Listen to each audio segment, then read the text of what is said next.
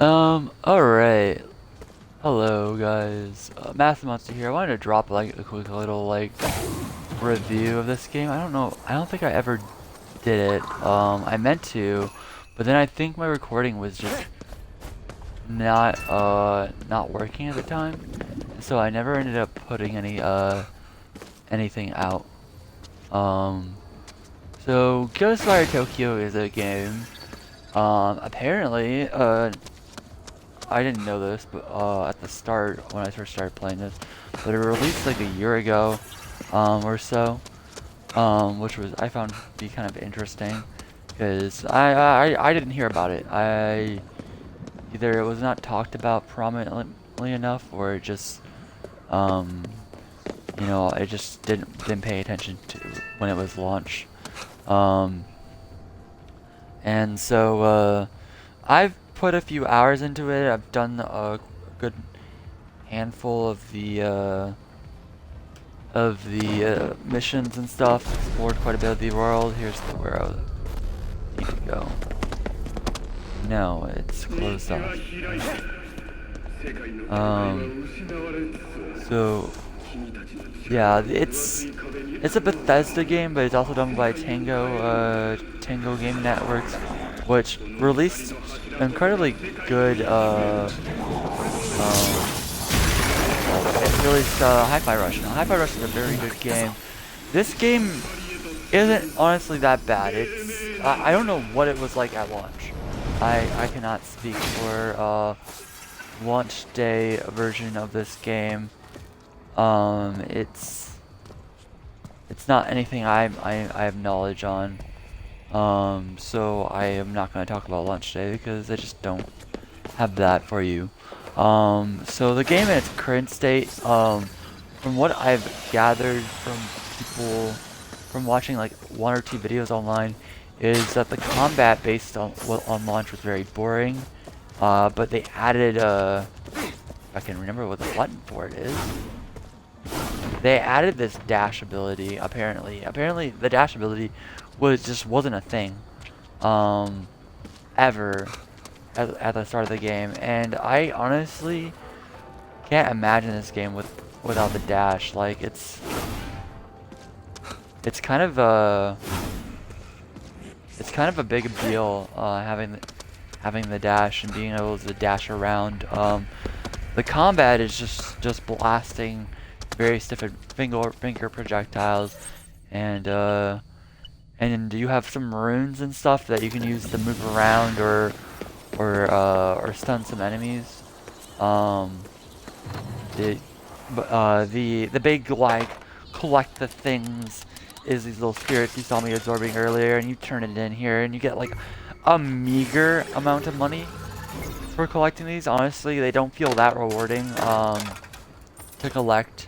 You can spend points to make collecting them faster, which I don't understand why you have to spend a skill point to upgrade how much you can collect. The gameplay loop is finding these shrines and clearing out the fog from your area. Essentially, you'll clear out shrine after shrine, clearing this fog away from this entire map. It's just kind of your standard, get the stuff. There's little collectibles that you can turn in for more casts, bunch of side missions that really don't mean much, but you'll have to do anyways if you want to get what's it called, upgrade things. Here, let me just go there. They'll give you these little magmatas. Yeah, they'll give you the magmatas. I don't know why this one costs 7 and this one costs 3. Also, it's a little weird how they set up the interface to be like how many you need versus how many you have, but it is what it is. Yeah, they charge a lot for that one specifically. What is the upgraded gravel? Oh, because I guess it's because you can summon one. That actually seems really useful for getting around the city. But I am playing on the hardest difficulty mode, so I don't get access to many skill points. So yeah, just like I'm not able to like really learn a bunch of skills. So there's like some decent. I think there's some decent upgrades here. Yeah, there's some decent upgrades. These are like these are the I think they add these in. Um, and these turn your blasters into something else. But I don't have a synergy level. They locked all these behind synergy levels, and so you can't even use these in the hardest difficulty mode. So I don't even recommend playing the hardest difficulty mode because you're not gonna be able to like experience the full sandbox. I just wanted to, you know, play the game at a harder difficulty level. So that's why I did that. As you can see, you can equip in just various bag enhancements and stuff, and then the food stuff gives you buffs and stuff if you're eating spectral food and stuff. It's an alright game. It's just kind of average, honestly, in pretty much every respect. It's just another open world. You know, it's just a bunch of, you know, tall buildings. If you like the style of the city, that's fine, but there's not any like really great movement. Well, that's going to allow you to. This is not the way down to the subway either. Is she trying to get to me? That's weird. There's not any like really great movement. I like make it like fun to get around the city. Movement kind of stiff.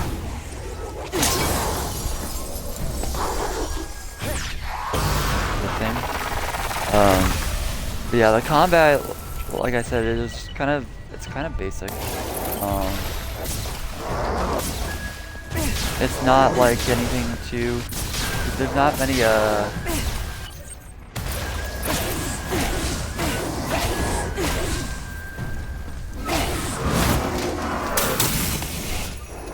Wait, get away. Anyway. There's a parry system. I think that also wasn't something they initially added. Maybe they did. Maybe they did have a parry system. But don't ignore me on that one. I don't know that one for sure. I just know they added a bunch of stuff to it.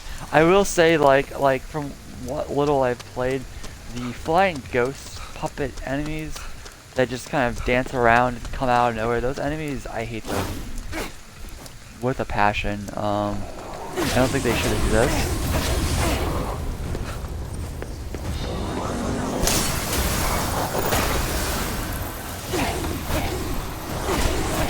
They're just kind of boring to fight. You can't really execute them either.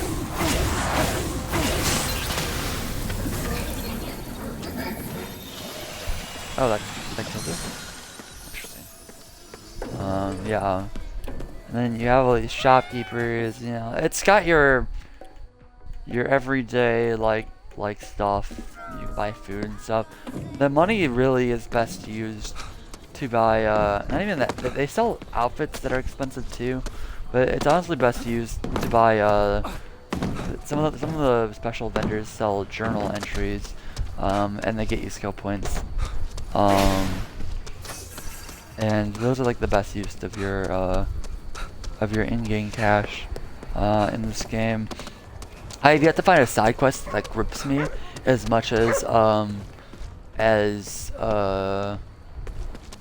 the side quests in believe it or not, in Cyberpunk. Cyberpunk side quests were fun. They were great. They felt nice. Side quests in like I've been playing Redfall, and I wanted to get, you know, fully play the game, you know, not just like play it and then hate on it like most people. Because there are a lot of people just going at it, hating on it, not really. I mean, I'm sure a lot of these people have played it, and it just hurts the hate. but I wanted to see if there's anything redeeming for the game. Because honestly, I feel like there could have been something redeeming about the game. And maybe I found a few things that, you know, maybe make it not as terrible. But honestly, like it's still like really bad. But I'm gonna talk about all that in another video. It's just like I feel like it's really easy to just put on a map, slap in a bunch of items, and just like throw them out everywhere. I mean, obviously, developing games like this still take time. Don't get me wrong. I'm not saying like these devs are just, you know, doing nothing. It's just we're starting to see a really huge lack in good quality games just anywhere, it would seem, and it's really unfortunate that product quality is just going massively down for all these games. Now, if you're looking for an open world game that's just kind of alright, I'd say play this game. It's fine. In all honesty, if what you're seeing for combat in the background here doesn't look good at all to you, then don't play it. Because it's a lot of this. You can avoid combat by stealthing, but it's a lot of, you know, collect the things, you know, just kind of basic stuff. There's these whole things. I didn't mean to do that or do that. Yeah, but it's all this like extra steps to get like what is essentially nothing from these fights, from these things. There really should be more of a reward for collecting these things. There isn't a giant achievement.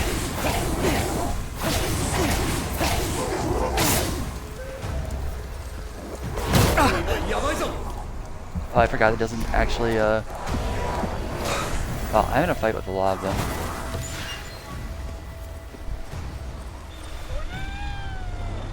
Is this just end combat? I actually really want to test this.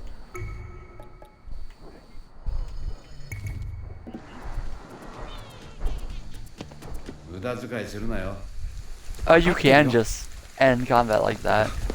Alright. And see, there you go. That was easy. That was easy. So yeah, the story on this game, seems alright. It's all Japanese, unfortunately. No access to, English translations. There was no language support in this game, except for subtitles. And if you're, you know, obviously, actually I don't even need to say that, that's redundant.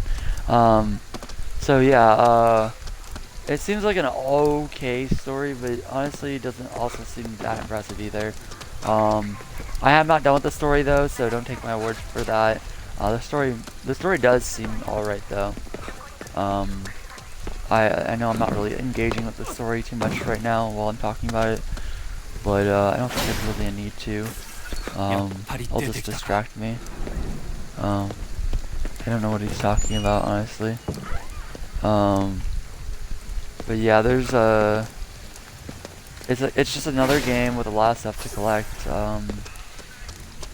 with some stealth mechanics and stuff that the games are known for. Kind of like, you know, if you want a good stealth game, play, is that Akuma? No, not Akuma.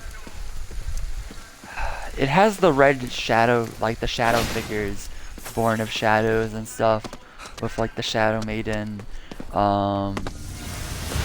Starts with an A. It's like I don't want to fight this guy. This guy's a pain in the ass to fight. Something. I don't honestly know. That game's a good stealth game. I'm trying to figure out. I can't remember what the other good stealth game is. I know there's more good stealth games. but I, for the life of me, cannot figure it out. There's, I can't think of any others other than the one I tried to mention, but there's definitely better stealth games out there. Redfall tried to do some stealth things, but I think we all, if you've been watching my channel for a little bit, you already know that failed massively. How? Ultimately, the Redfall game is just a terrible game, and I'll be talking about that more in depth later. I just really want to see what the game has to fully offer before I give out a review for it. It didn't seem right to me to do a review out for something that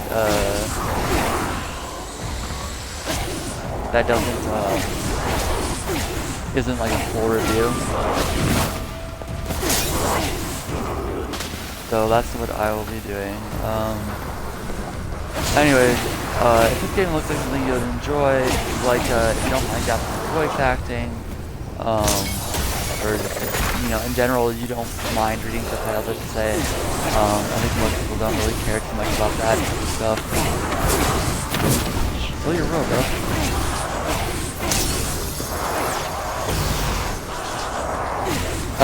Okay. Oh my god, that killed me. Yeah, just give this game a try. I really hope we see some good AAA games. Honestly, after I pre-ordered Tears of the Kingdom, I think that's gonna be the only. I think that's gonna be the only good open world game. Like Starfall, at this point, it's been delayed. It's we haven't seen much. Like we've only seen like a little bit gameplay wise, and we haven't seen like a full breakdown of like spoiler like interactions and stuff with just anything. I guess is a spoiler if you're looking for fresh eyes on the game and like a day one open eyes experience. But we haven't seen. I don't think we've seen enough to where we can say it's going to be a good game. And Bethesda really needs to deliver on this game. The only other game I'm going to get day one without seeing a load of, gameplay is going to be Bomb Rush Cyberpunk. And I think it's going to be the only other game, and that's a Switch game. Although I think it's coming out on I want to say it's coming out on other consoles after August 18th, but I think it's releasing on Switch first, and then they're gonna get it other consoles up. It's a small development team of like I want to say it's 10 people, but I love that dev team, and I will always buy all their games, and because they haven't really released a bad game, at least not that I can tell. Their Lethal League game was at the foundation for Lethal League Blaze, and that was just like a flash game, I think, on the PC. And I highly recommend you check out all of Team Reptile's games. I will say their little mech fighter one, which you can find on the Switch, is kind of a weak game compared to Lethal League Blaze. But at the same time, they're like, it's still a decent game. It looks like it plays like a Smash Bros. Level, like you actually progress through levels as like your own little mech bot. You beat enemies and like take their parts and slap those parts onto your guy and give yourself like different special abilities. It's interesting enough, and it has co-op, couch co-op. I should say it's no online multiplayer. So it's interesting because you can run through it with a friend, and I did that for a bit, and honestly it's a bit of fun, especially when you have someone with you, and it's not a broken mess. But hey, gaming's hard in 2023. I've been looking a lot into the financials of gaming, but I'll talk about that in a different video. If you guys want to hear more about this stuff, just subscribe and keep an eye on my videos. I guess if you want to see all my videos, you can hit the bell notification I do a mix of various different stuff, so check me out if you feel like it. But if you guys actually watched all this, thank you for your time. If you just skipped to the end, thank you for clicking on the video. I appreciate you. And tell me what you think about this game, because honestly, I have a lot of games on my list, and I'm just getting bored of the long checklist open world games. Really, it's just very draining. And I'm not addicted to video games, so I'm not gonna keep playing a game if I don't think it's fun. And this game kind of lost its appeal once I was like, ooh, Japan, and then I was just like, But yeah, y'all have a nice day.